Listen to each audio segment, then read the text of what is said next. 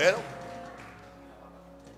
en mi sueño que si algún día yo me retiro de predicar y de ser apóstol, porque el Señor le pido al Señor que me deje de cantante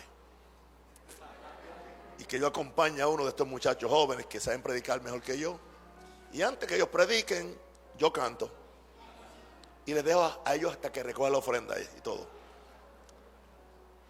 En esta tarde para mí es un gran privilegio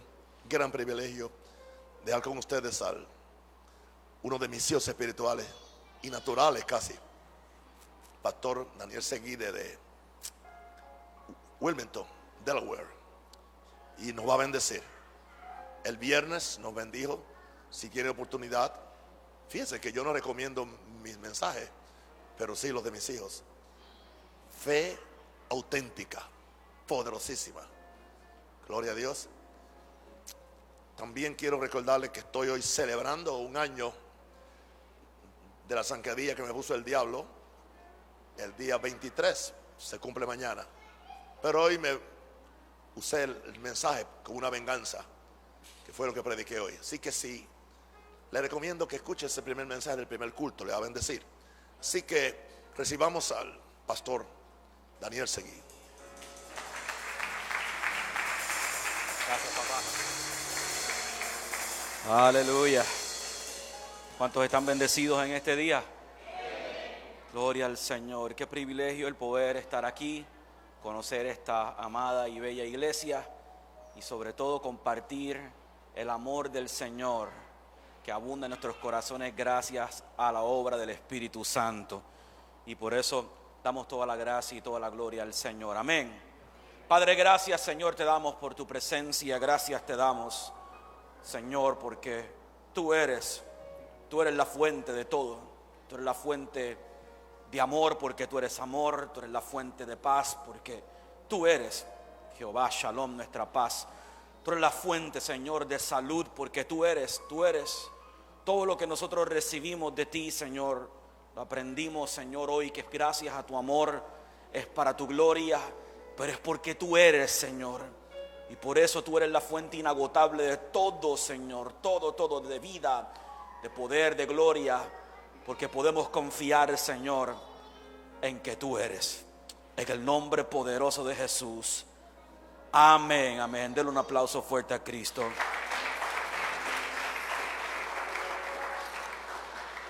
Dios nos bendijo grandemente esta mañana con un mensaje acerca de hacemos todo para la gloria de Dios. Y el mensaje fue muy impactante, pero una de las cosas, siempre hay partes del mensaje que a uno se le pega más. Y todo fue poderoso, pero mi papá habló acerca de cómo a Dios nunca se le agota el amor porque Él no tiene amor, sino porque Él es amor. Y esto fue la revelación que Dios le mostró a Moisés cuando Moisés se fue a casa de su Jetro y sirvió allá, de Jetro su suegro, y sirvió allá por unos años como pastor de ovejas, y aquella zarza ardiendo se manifestó a Moisés acerca de su asignación. Y una de las cosas que el Señor Dios, o de la forma en que Dios se le reveló por primera vez a Moisés, fue: cuando tú vayas allá, tú simplemente ves en mi nombre el nombre Yo Soy, implicando que todo lo que Moisés iba a necesitar, todo lo que el pueblo de Dios iba a necesitar en esa asignación, en esa trayectoria de sacar al pueblo de Egipto y llevarlo a la tierra prometida, iba a requerir no la asistencia de Dios, no lo que Dios hace, no lo que Dios contiene, sino quién Dios es. Y para mí eso me ministró grandemente en esta mañana, porque muchas veces predicamos más acerca de lo que Dios hace que de quién Dios es. Y mantenemos a la gente dependiendo más de las obras que Dios hace en vez de quién Dios es. Jesús nunca le preguntó a sus discípulos: ¿quién dicen los hombres que yo hago? ¿O qué es lo que dicen que yo hago? ¿En qué se define mi ministerio? ¿Cuál es mi énfasis particular? No, Jesús le pregunta a sus discípulos: quiero saber quién dicen los hombres que soy. quién soy yo, qué ellos entienden que es mi esencia. Obviamente el mundo no podía tener una revelación de quién Jesús era a menos que los discípulos y la iglesia tuviese primero una revelación de quién Jesús es. Pues es la iglesia quien está llamada a dispensar la sabiduría, la revelación, el conocimiento de Dios, no solamente a los principados como dice la Biblia, sino también al mundo en que existimos. Por eso Jesús no le importó tanto, Mateo 16, la respuesta de los discípulos acerca de lo que el mundo decía. Pero algo sí le importaba: ¿quién dicen ustedes? No el mundo me puede definir como le da la gana. El mundo puede decir que soy un profeta, el mundo puede decir que yo soy esto, aquello, otro Dios, otro maestro, cualquier cosa. A mí eso no me interesa. Me interesa saber quién piensa la iglesia que soy yo, porque ella es la dispensadora de ese misterio. Ella es la que le va a revelar al mundo. No es la asignación del gobierno, no es la asignación de los maestros en la escuela, no es la asignación de nadie más que de la iglesia revelar quién verdaderamente es Jesús. Y Jesús preguntó: ¿quién dicen ustedes que soy yo? Claro, ya usted conoce la historia de cómo Él se reveló como el Cristo, el ungido, el Hijo de Dios y todo lo demás. Pero esa revelación que Dios compartió con Pedro, con los demás discípulos, la revelación aún que compartió con Pablo, venía con el propósito de algo mayor. Venía con el propósito de que la iglesia pudiese manifestarle al mundo la grandeza de su Dios, quién es su Dios. Y ahora estamos aprendiendo a un nivel mayor y superior cómo la iglesia experimenta el amor de Dios y cómo la iglesia administra el amor de Dios. Porque nosotros no podemos dar lo que no tenemos. Creo que eso ha sido una de las faltas y las fallas de la religión, del legalismo, como usted lo quiera llamar, aún de la iglesia de fe o lo que fuese, como usted le quiera llamar la etiqueta, ha sido básicamente más enfatizar en un aspecto de Dios que en la esencia de Dios. Eso me ministró muchísimo en esta mañana, porque la esencia de Dios es amor. Todo lo que Dios hace, lo hace inspirado en sí mismo. Lo hace por el beneficio colectivo de la humanidad. Lo hace por el beneficio y el amor que nos sienta a nosotros, que somos sus hijos, que somos su imagen, que somos la iglesia. Pero lo inspira en Él. No lo inspira en mi perfección, no lo inspira en mi justicia, no lo inspira en mi apellido, en mi nombre, de la familia que salí, del país que nací, lo inspira en su propio amor. Por eso, jurando, no podía jurar por nadie más grande, juró por sí mismo. Juró por sí mismo. Juró para que la promesa de Dios para tu vida y para mi vida, para la iglesia, no dependiera de nosotros, sino que dependiera completamente de su amor inquebrantable, su amor ágape. Ahora, es normal que el que da amor también espera amor. Es normal. El amor no es egoísta. Y sí, Corintios dice que el amor no hace algo esperando algo a cambio o lo suyo propio. Pero lo primero que Dios espera de ti y de mí como iglesia es que nosotros le regresemos su amor. Como decía mi papá esta tarde en la iglesia central, solamente hay un mandamiento, 2 mandamientos que a través de la Biblia son una obligación. Son una obligación. El mismo Jesús se paró ante los fariseos de sus tiempos y les dijo: Moisés le dio muchísimos mandamientos. La Biblia, el Pentateuco, los primeros 5 libros de la Biblia están repletos de mandamientos. Pero cuando Jesús se revela a la iglesia, se revela al mundo, se revela al pueblo, le dice: yo cuelgo todos mis mandamientos en 2. Porque el que puede recibir la revelación de estos 2 mandamientos puede cumplir la ley entera. Eso es lo que todavía nos cuesta entender, porque estamos tratando de seguir mandamientos, reglas, preceptos, hacer, en vez de ocuparnos de los dos mandamientos que Jesús dijo: estos son los míos. El segundo depende del primero, y el primero es: amarás a Jehová tu Dios con todas tus fuerzas, con toda tu alma, con todo tu corazón. El segundo es: amarás a tu prójimo como a ti mismo. Así que la respuesta de nosotros a la magnitud del amor de Dios tiene que ser el que nosotros hemos comprendido cuánto Dios nos ama, y como hemos comprendido cuánto Dios nos ama, ahora podemos regresarle a Dios ese amor, que es el primer propósito del amor de Dios en la iglesia. Cuando Jesús escoge a sus 12 discípulos, la Biblia nos dice: y los escogió para que estuviesen con él. Fue lo primero.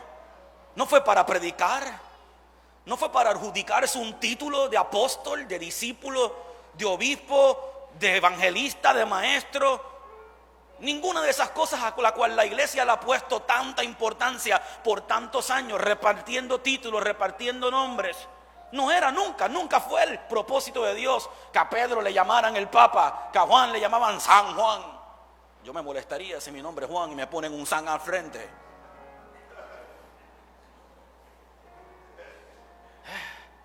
No, nada de eso tenía que ver. Jesús escoge a estos 12 hombres de diferentes caminos de vida. Algunos de ellos altamente educados, otros no tan educados, pero todos igual de significantes. Y fue el mismo Jesús que le dijo a los 12 que andaban con él, a los 12 después de haberlos escogido: los he escogido primero para que estén conmigo. Veamos qué significa eso. Porque el primer propósito del amor de Dios en la iglesia es que nosotros aprendamos a recibir y a participar del amor de Dios. Como dije al principio, no podemos transmitir algo que primero no hemos recibido. Por lo tanto, la iglesia, el enfoque principal de la iglesia, aún si lo vemos manifiesto en el Antiguo Testamento, a través aún de la misma historia que le dije de Moisés, cuando se le revela el Señor y le dice: simplemente ve en el nombre del yo soy. En ese momento, lo que Dios estaba haciendo con Moisés era revelarle no solo su propósito. No era Moisés: lo que has estado sintiendo por años te va a convertir en un profeta y te va a convertir en un libertador. No, primero le estaba mostrando un altar de santidad donde él pudiese tener una comunión con el amor del Padre. Dios no le ofreció un título a Moisés. Dios le ofreció quitarse sus zapatos. No le ofreció sacarlo y llevarlo y entrarlo y darle promesa y darle esto. Todo eso vino después. Pero la primera oferta que le hizo un padre lleno de amor a un hijo imperfecto a quien estaba escogiendo fue: quita los zapatos de tus pies, porque el lugar donde tú estás es santo. En otras palabras, este lugar no es lugar físico. Este lugar de comunión y de relación contigo y conmigo es un lugar puro. Es donde yo me voy a revelar a ti, ya sea en el monte, ya sea en el tabernáculo, ya sea en la casa de tu suegro, ya sea donde quiera que te encuentres. Es más, hasta en el mar con los egipcios detrás, yo me voy a revelar a ti y seguiré siendo el mismo por causa de mi amor hacia ti. Es esa relación la cual el mismo Padre utiliza para describir a Moisés constantemente. Cuando le decía a los demás profetas y a los demás siervos de Dios: ciertamente a ustedes yo los quiero, los amo, pero Moisés, ese es mi amigo. Con ese yo hablo cara a cara. A ese yo le he revelado una dimensión de mi amor mucho mayor. Y claro, años más tarde Josué, siendo un muchacho listo, entendió que la relación que tenía Moisés con Dios era mucho más que la relación que tiene un profeta que busca a su Dios para que le dé palabra de profetizar, o más que simplemente un pastor que busca a su Dios para que le dé un mensaje. sino que él sabía que cada vez que esa gloria descendía en aquel monte, cada vez que la gloria descendía en aquel desierto, cada vez que la gloria descendía cuando el pueblo tenía hambre y no había que comer, cada vez, no importando las circunstancias que descendía aquella gloria, era una manifestación del amor, de la relación de amor que existía entre Moisés y Dios. Aún en una manifestación de una ley que parecía ser injusta, el mismo Pablo la describió como que es débil en cuanto a la carne. No puede salvar la carne. Solamente son quizás unas restricciones, es imposible quizás cumplir con muchas de ellas. Pero aún en medio de esa ley que aparentaba ser un poco intransigente en algunas áreas, a Moisés Dios se le manifestó como un Dios de amor. Te voy a dar paso en el mar porque te amo. Te voy a dar comida porque te amo. Te voy a dar nube de día y fuego de noche porque te amo. Te voy a ayudar a tomar la serpiente por el mango y básicamente a aniquilar o avergonzar a tus enemigos porque te amo. Esa es la revelación que está verdaderamente cambiando nuestra óptica de cómo la iglesia debe ser efectiva en su asignación. Y su asignación es importante. Hablaré un poco de ella. Su asignación de salvar a Panamá es importante. Su asignación de ir a presentarle un Cristo, a un Jesús que ama y un Jesús que perdona a un mundo pecador es importante. Su asignación de sanar enfermos, libertar endemoniados es bien importante. Pero su asignación de conocer a su Dios y estar con su Dios es más importante. Es más importante. En el libro de Efesios, Dios habla un poco a través de Pablo acerca de cómo enviaría dones a la iglesia. Los 5 ministerios usted los conoce: apóstoles, profetas, maestros, pastores y evangelistas. Cómo estos prepararían la iglesia para la obra del ministerio, para que pudiesen hacer lo que Dios los llamó a hacer. Pero en el verso 15, Pablo cambia un poco el énfasis de la acción ministerial, de la obra ministerial, y le dice al pueblo: en cambio, hablaremos la verdad con amor.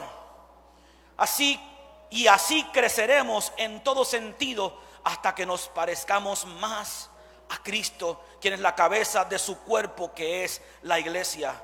Él hace que su cuerpo encaje, que se una. Aquí nos dice quizás la versión Reina Valera, dice que Él hace que esa iglesia se entrelazca, haga un entrelace, el uno con el otro. Dice, Él es la cabeza de esa iglesia. Él hace que todo ese cuerpo se encaje perfectamente, y cada parte, al cumplir su función específica, ayuda a que los demás se desarrollen. Pero el desarrollo, el crecimiento, la efectividad de todo ese cuerpo, de todos esos dones, está en la última porción del verso, donde dice: cuando el cuerpo crece y está sano, es porque está lleno de amor. No hay un crecimiento, no hay una sanidad, no hay una manifestación plena, ni siquiera de los 5 ministerios, de una manera efectiva, a menos que ese cuerpo esté encajado perfectamente. Porque ni el pastor, ni el apóstol, ni el profeta, ni el evangelista, ni el maestro, ni los ministerios de ayuda ni de servicio, ninguno puede funcionar correctamente a menos que primero esté conectado al amor de Dios, al amor hacia Dios y al amor hacia su iglesia. ¿Alguien puede decir amén a eso? El cuerpo crece sano, la iglesia crece sana. O sea, una de las funciones del amor de Dios manifestado en la iglesia es que la iglesia crezca sana y crezca pura, y que pueda cumplir su misión de amar a Dios y amar lo que Dios ama, que no es el oro, no es la plata, no es ninguna de las cosas que valorizamos. Dios ama la gente. ¿Alguien puede decir amén? Dios ama la gente. Y cuando entendemos eso, cuando permitimos que Dios nos cimiente en esa revelación del amor de Dios, no solamente encajamos el uno con el otro, sino que también cosas empiezan a hacer más sentido para nuestras vidas. Empieza a hacer más sentido la razón por la cual realmente nos reunimos. ¿Por qué venimos a la iglesia? Yo veo personas, algunas caras aquí que han hecho ya 3 servicios en el día de hoy, que han estado sirviendo, que han estado haciendo mi padre espiritual en 3 servicios. Yo honestamente pensaba que él no iba a venir a este. Él me dijo, predica tú para que descanse. Yo dije, bueno, qué bueno, se va a quedar descansando. Pero vino. Un ejemplo para nosotros de fe, de persistencia, de consistencia. Pero todo eso no es porque él se llama Nahum Rosario y es extraterrestre o algo, porque a veces nos creemos que sí, que vino del cielo. Y vino del cielo. Pero lo hace por un amor. Lo hace porque ha conocido el amor de Dios hacia él. Y ese amor de Dios hacia él ahora se está moviendo en un amor de Dios hacia la iglesia. Porque cuando tú entiendes el amor de Dios, tú eres simplemente un conducto de ese mismo amor. Fue la misión de Jesús, que es el representante mayor del amor de Dios. El que no escatimó ni a su propio hijo, lo dio. Cuanto más no nos dará a nosotros todas las demás cosas. Jesús es la representación máxima del amor de Dios para una humanidad. Pero aún fue ese mismo Jesús el cual se paró ante sus discípulos y les dijo parafraseadamente: mi meta, mi deseo, mi propósito es que el que me ve a mí vea al Padre, pero el que los vea a ustedes me ve a mí. Que ustedes como iglesia puedan ser ese canal del amor, que nosotros como la iglesia podamos ser ese canal del amor de Dios genuino, el cual la Biblia nos dice que aún el peor de los casos, el peor de los pecados, jamás se puede sostener ante un amor que es el vínculo perfecto que echa fuera o que cubre multitud. Ya conmigo, multitud.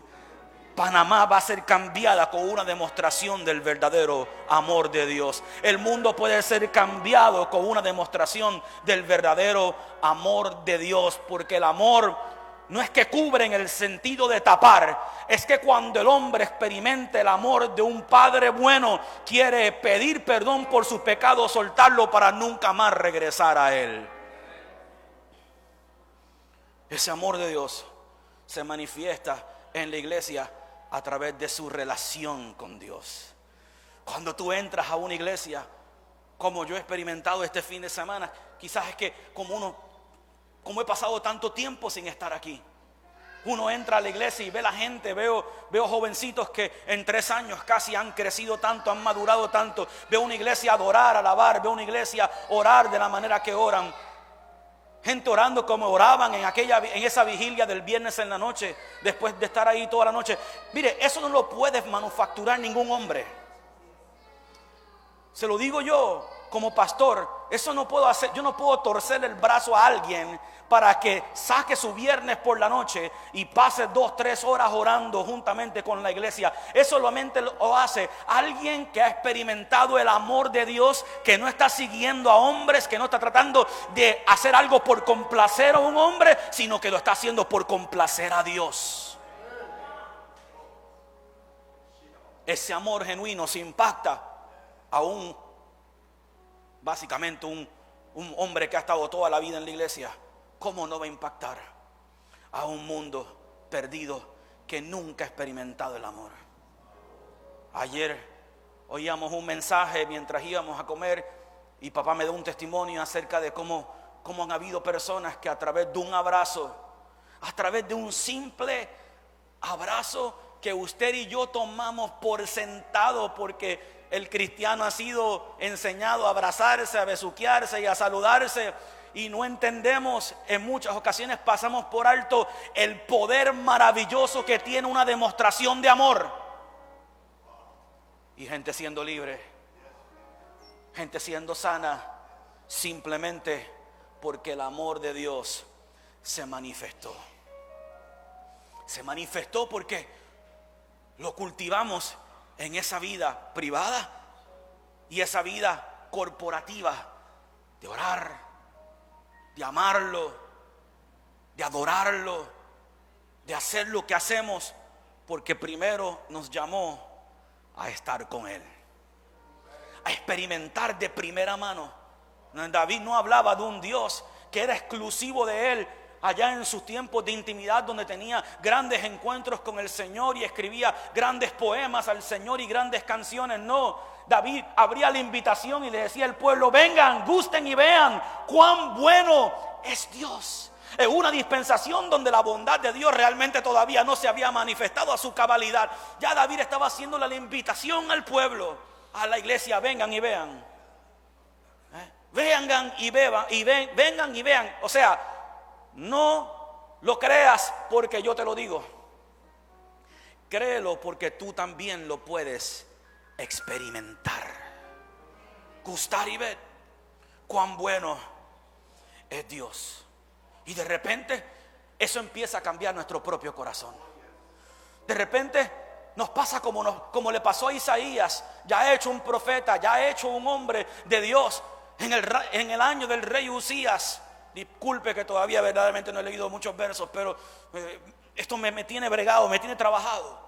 Como Isaías en el año del rey Usías, dice la Biblia, que vio al Señor sentado sobre un trono, sus faldas llenaban el templo, la gloria de Dios llenó sobre aquella casa y fue transportado a la misma presencia de Dios. Y cuando llegó allí y vio, no a un ángel, no a un hombre con un título, cuando se encontró con el rostro de Dios, con la gloria de Dios, y vio aquellos carbones encendidos que representan el Espíritu Santo de Dios, la presencia de Dios, él mismo dijo: por causa de mi relación con Dios me doy cuenta que soy un hombre de labios inmundos.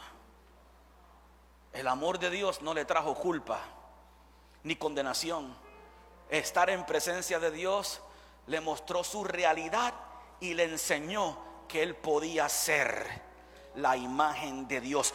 Y de ahí, dice la Biblia, el ángel tomó aquel carbón encendido y tocó sus labios para que no se quedara de labios de hombre inmundo. Quiere decir entonces que el amor no simplemente de Dios te revela tu área de injusticia. El amor de Dios te revela tu área de injusticia e instantáneamente te dice: aquí es como puedes ser libre de esos labios inmundos. Aquí es como puedes ser libre de esa falencia y de esa debilidad, porque estoy sacando de lo mío.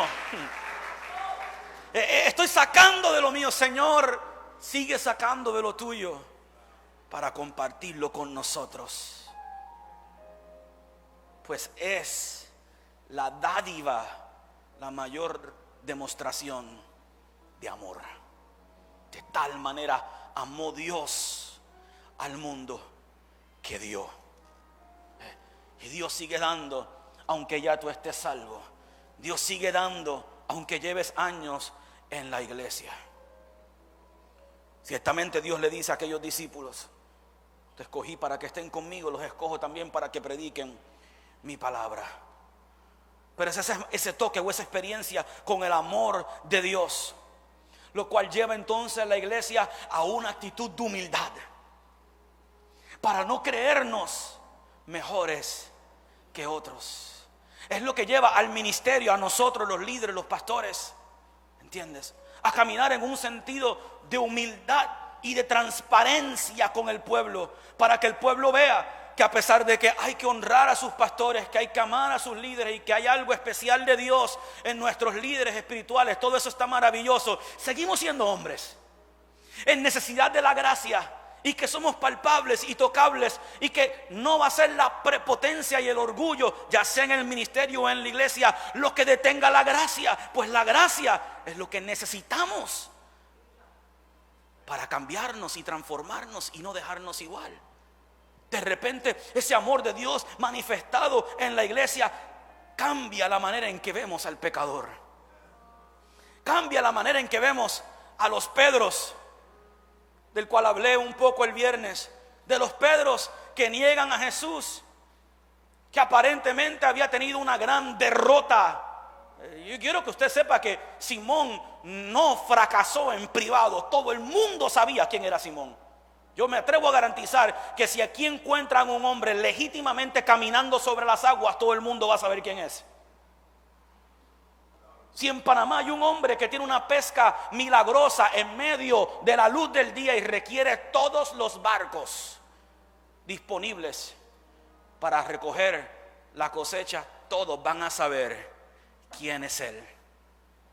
Si hay un hombre que camina con un señor raro a quien llaman el Cristo o el Mesías, que todavía no lo conocemos bien y andan sanando enfermos y hasta resucitando muertos, estoy seguro que sabrán quién es.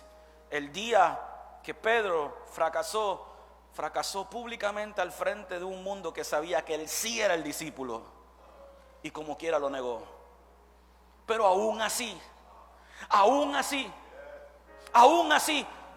Dios se para delante de Pedro, Jesús se para delante de Pedro después de haberle dicho: espero que te arrepientas y que puedas ayudar a otros. Ahora, tiempo más tarde, Jesús se para delante de él y no va donde Pedro a preguntarle: oye, dime, ¿por qué lo hiciste?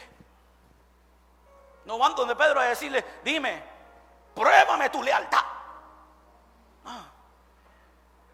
Jesús lo habló simple: quiero saber una sola cosa, ¿me amas? ¿Me amas? ¿Me amas? ¿Me amas, Pedro? Porque si yo puedo lograr que tú me ames, todo lo demás lo puedo arreglar. Porque yo voy a necesitar un hombre en el día de Pentecostés, donde van a haber personas que van a llegar de todas las regiones del mundo a peregrinar a uno de los eventos más importantes de los judíos. Yo voy a necesitar un hombre que se pare a predicar y se pare a hablar la palabra, que lo haga desde una posición de un hombre humilde que ha experimentado el poder restaurador del amor de Dios, y no desde la boca de un predicador que con jactancia va a espantar las ovejas de Jesús. Así que cuando Pedro se levantó aquel día y dijo: arrepentíos y convertíos, para que de la presencia de Dios vengan tiempos de refrigerio, Pedro estaba diciendo: hace 50 días atrás yo era un fracasado, todo el mundo lo sabía, nadie daba nada por mí, vivía en vergüenza, y cuando me arrepentí ante la grandeza del amor de un Dios que me ama incondicionalmente, experimenté refrigerio. Y tú lo puedes experimentar también, y Panamá lo puede experimentar también, porque eso es lo que hace. Pero ¿qué hubiera pasado, Juan, si Pedro hubiese vivido en el 2022 y después de esa vergüenza pública entra por las puertas de una iglesia donde el primero que lo va a mirar de arriba abajo va a ser el ujier de la puerta y decirle: este fue el que negó a Jesús? Y no justificamos bajo ningún concepto el pecado, pero Jesús nos dio una lección de la magnitud y la grandeza de su amor, y la magnitud y la grandeza del espíritu de humildad en la iglesia. Es interesante, mis queridos, porque no tenemos una revelación exacta de lo que pasó los 40 días que estuvo Jesús con sus discípulos. Dice que le estaba enseñando los misterios del reino, pero yo no tengo que saber el contenido de los mensajes de Jesús para saber lo que produjo. Y lo que produjo fue que en los 10 días que estuvieron ayunando, llorando y buscando al Señor, se sentaron a discutir algunas cosas administrativas, como quién iba a reemplazar a Judas. Pero la Biblia nunca nos dice que hubo una sesión administrativa para ver cómo iban a juzgar a Pedro. Y cuando Pedro se levantó, nadie lo mandó a sentar, porque todo el mundo pudo ver el fruto del arrepentimiento provocado por el amor de Dios y de Jesús en el corazón de Pedro. Cuando ese amor llega, se va la arrogancia, se va el orgullo, se va la prepotencia de quién ora mejor, de quién canta mejor, quién sirve mejor, quién hace, quién predica mejor. No. Aquí usted tiene un hombre que le ha dedicado toda su vida al Señor y se sienta a oír a sus hijos espirituales. A mí me viene dando vergüenza todo el camino diciendo: Señor, ayúdame. Por eso quería que se quedara en la casa. Pero no, sin orgullo, sin ninguna arrogancia. Ahí está, se goza de ver sus muchachitos, como él, no sé si todavía le llama los aguiluchos, a nosotros nos llamaba los aguiluchos.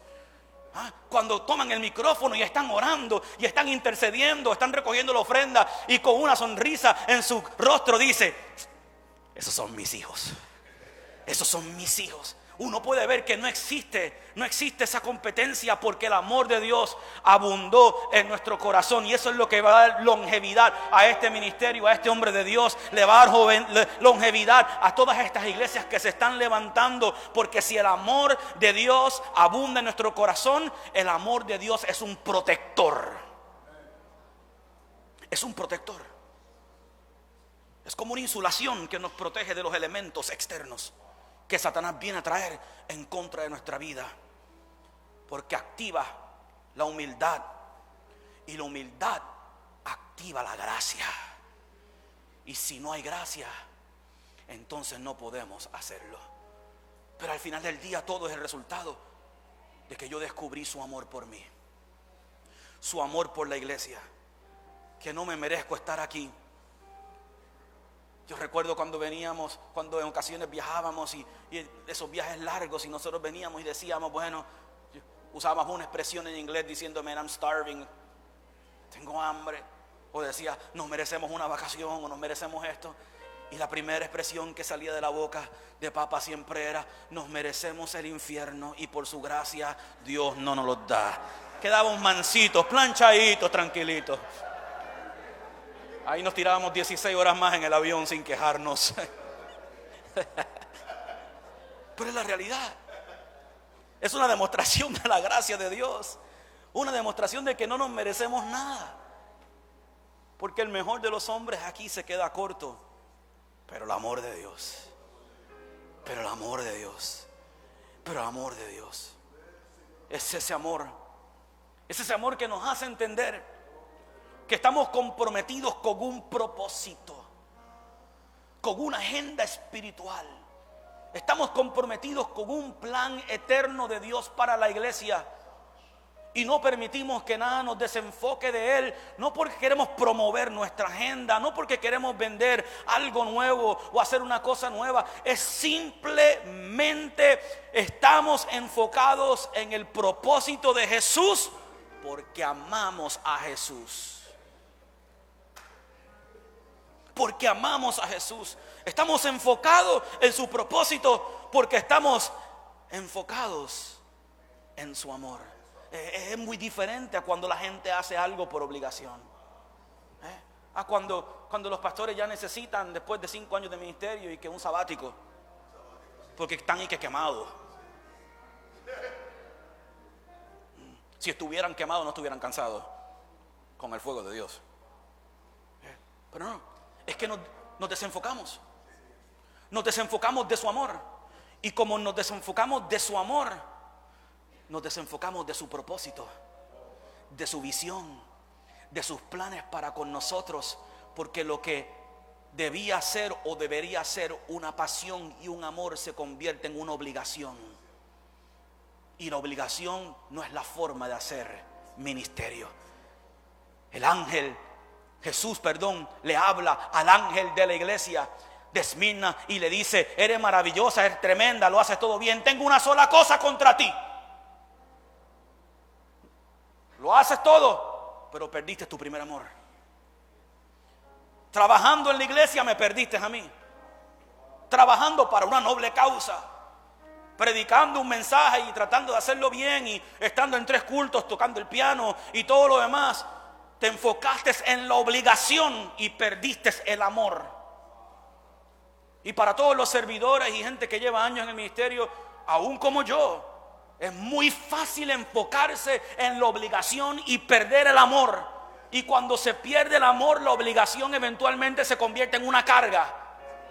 Y cuando la obligación se convierte en una carga, ya ahí requiere un milagro salir de ese asunto. Ahí el pastor empieza a fracasar. Ahí vienen problemas inmorales. Ahí viene el descuido en las áreas ministeriales. Ahí ya empiezan un sinnúmero de cosas que son síntomas, pero no la enfermedad. La enfermedad fue lo que el ángel le dijo a la iglesia: has perdido tu primer amor. Si hubieras mantenido tu primer amor, no hubieras perdido tu propósito y tu ministerio. Esa iglesia que entiende eso, que lo cultiva, que llega a la oración, no porque le toca dirigir ese día, que llega a la vigilia porque es un requisito para estar en el ministerio. No está malo que tengamos disciplina y que tengamos orden, pero la motivación tiene que ser: es porque te amo. Es porque te amo. Y cuando tú entiendes eso, te importa muy poco tener el crédito de las obras que suceden. Nos importa muy poco tener el crédito de lo que Dios está haciendo en Panamá, lo que Dios está haciendo en Arraiján, donde estuve esta mañana, lo que Dios está haciendo aquí en el norte y en todas las demás iglesias, porque ya no es una visión individual, sino una visión colectiva. Al que dirige la alabanza ya no le interesa que le digan qué buen trabajo hiciste, porque sabe que lo hizo para impresionar al único que tenía que impresionar, que se llama Jesús, al único que fue amado esa noche, ese día, es Jesús. Ya no quiero la gloria para mí. Mi papá predicó un mensaje titulado: lo hacemos todo para la gloria de Dios. Pero fue más todo, el mensaje fue acerca del amor de Dios. Porque cuando tú amas a Dios de la forma que Él nos explicó hoy, no te interesa hacerlo para otra gloria que no sea que Él reciba todo el honor y toda la alabanza. Creo que eso fue la razón por la cual Jesús le enseña a sus discípulos en su primer viaje ministerial: vayan y prediquen, saquen demonios, oren por los enfermos, pero no se lleven bolsa. No se lleven bolsa. No se lleven un lugar donde pueden guardar el dinero, la ofrenda, o donde pueden guardar la bendición, para que tú nunca aprendas. Jesús le estaba enseñando a sus discípulos: nunca hagan esto por la bendición que viene a través de esto. Haz esto por el amor que le tienes al Dios que te llamó. No te lleves ni bolsa. Y aquellos muchachos salieron nuevecitos en este asunto, y pusieron manos y los enfermos se sanan, y sacaron demonios y los demonios salieron, y vinieron corriendo así bien gozosos, bien contentos, donde Jesús, para decirle: Jesús, escucha, quiero decirte algo. Los demonios salieron en tu nombre, los enfermos sanaron, y así de rápido Jesús lo bajó de la nube y le dijo: yo vi a Lucifer bajar del cielo como un rayo. Ustedes no se regocijen en que los demonios se sujetan a ustedes en mi nombre, sino regocíjense porque su nombre está escrito en el libro de la vida y van a pasar una eternidad conmigo. Eso es amor. Eso es amor. Regocíjate en que estás y estarás conmigo para siempre. Jesús le estaba enseñando a sus 12: el valor más grande no es lo que tú haces por mí. El valor más grande está en quien yo soy para ti. Quien yo soy para ti.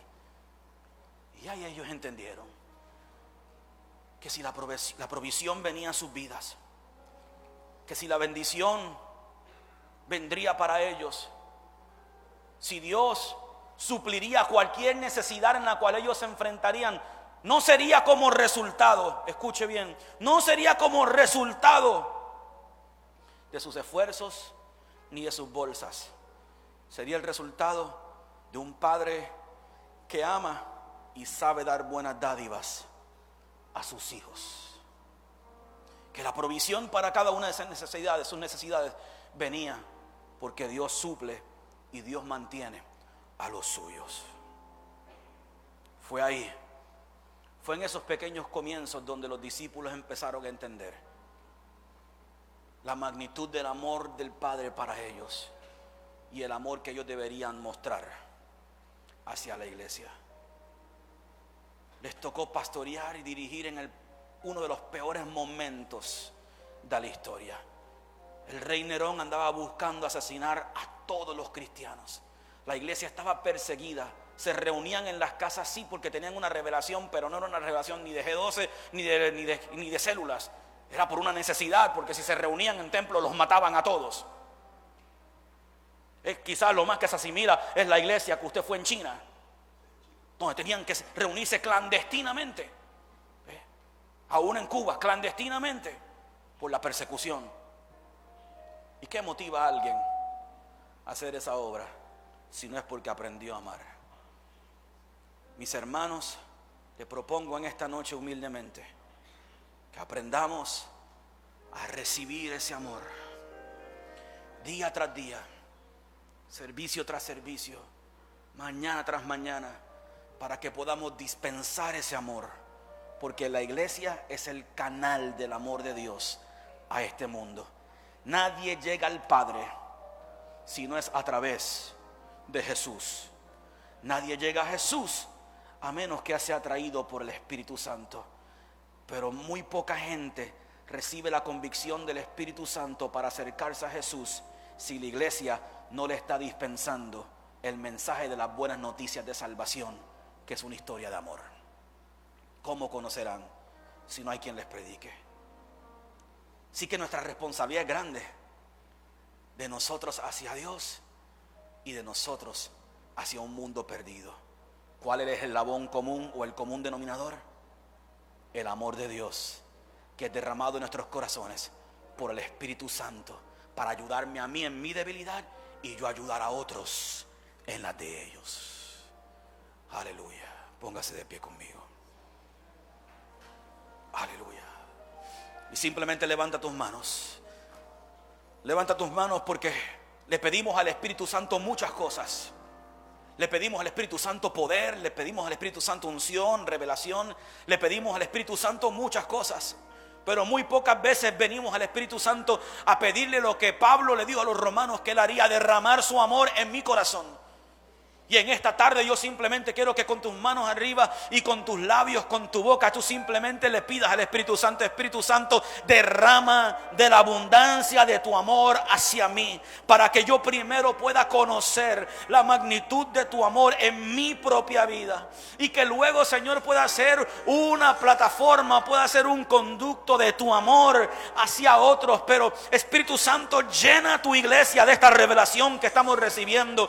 Llena tu iglesia, Padre Santo, Espíritu de Dios, de ese amor. Derrámalo sobre nosotros, Señor. Desde el líder más maduro, Señor, hasta el nuevo, Señor, el nuevo convertido, Padre. Que podamos, Señor, cultivar ese amor a través de una relación. Lo podamos cultivar a través de estar contigo. Lo podamos cultivar a través, Señor, de estar perfectamente unidos en ese amor, para que entonces el cuerpo crezca, para que el cuerpo sea sano por medio del amor, y cada don pueda tomar su función y hacer la obra que Dios le ha llamado. Espíritu Santo, revélanos esa gracia de amor.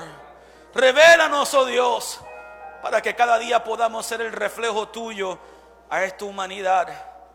Señor, tú dijiste en tu palabra que en los postreros días el amor de muchos se enfriará. Si hay una carencia, si hay algo que nos falta en estos últimos días que estamos viviendo, es la manifestación de un amor genuino, tanto en la iglesia como en el mundo. Y es mi oración que desde mí en Estados Unidos, desde aquí en Panamá, desde el mundo entero, la iglesia pueda captar esta revelación de lo que el mundo va a carecer, la iglesia va a tener.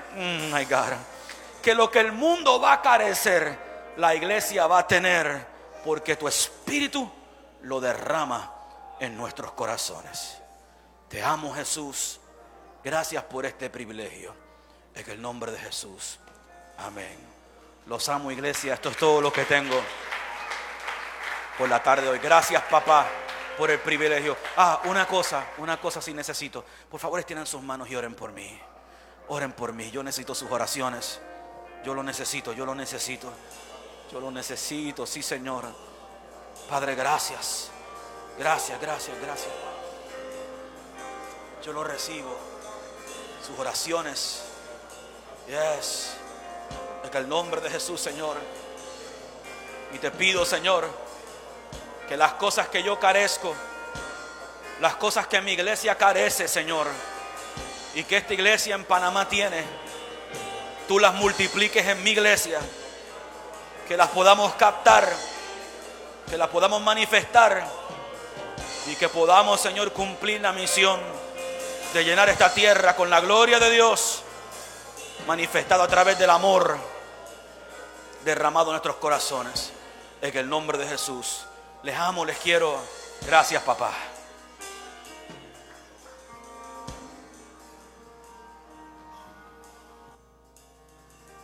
Gracias le damos al Señor por esa palabra poderosa que el pastor del amor de Dios, que es un amor incondicional, un amor ágape, un amor que no